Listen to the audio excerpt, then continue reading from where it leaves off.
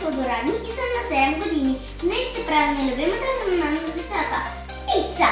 А не само, че ще е вкусна, а и здравословно, защото ще я правим в къщи. А днешните съставки са 170 мг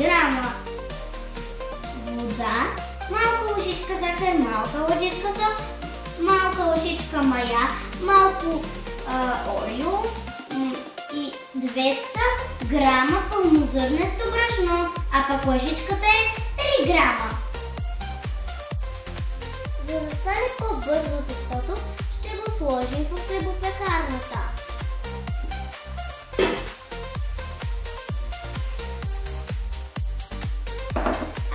А сега слагаме захарта.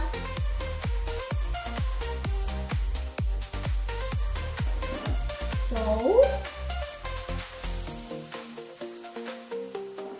Много внимателно олиото.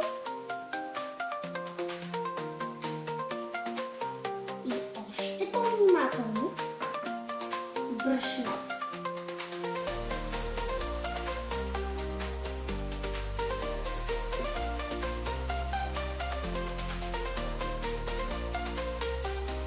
И най-накрая слагаме маята, разбира се.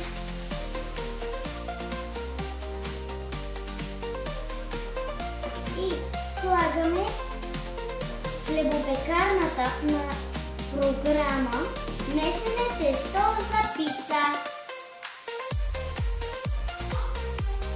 Следващата стъпка, за да направим пица, е да разточим тестото. Не е много важно да е с много специална форма. Важното е да е направено с любов и да е вкусно, скъпи готвачи.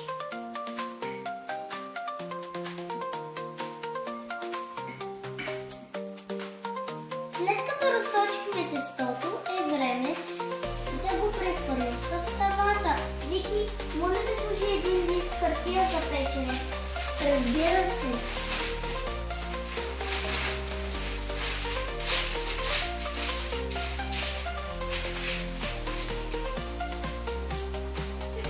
На пицата слагаме любимите ми съставки: зехтин, доматен сос, буканка, бяло сирене, чубрица, бейби моцарела и кашкавал.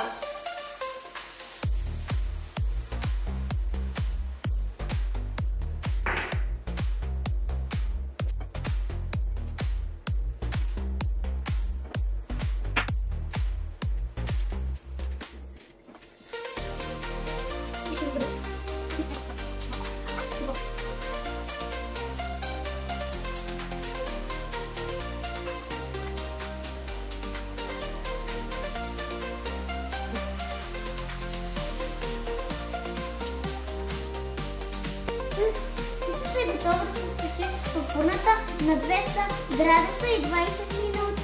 Но не забравяйте някой по-голям от вас да го повикате да го сложи в фурната. Пицата уха е чудесно! Уха е великолепно! Последвайте ме за още много вкусни рецепти. Чао!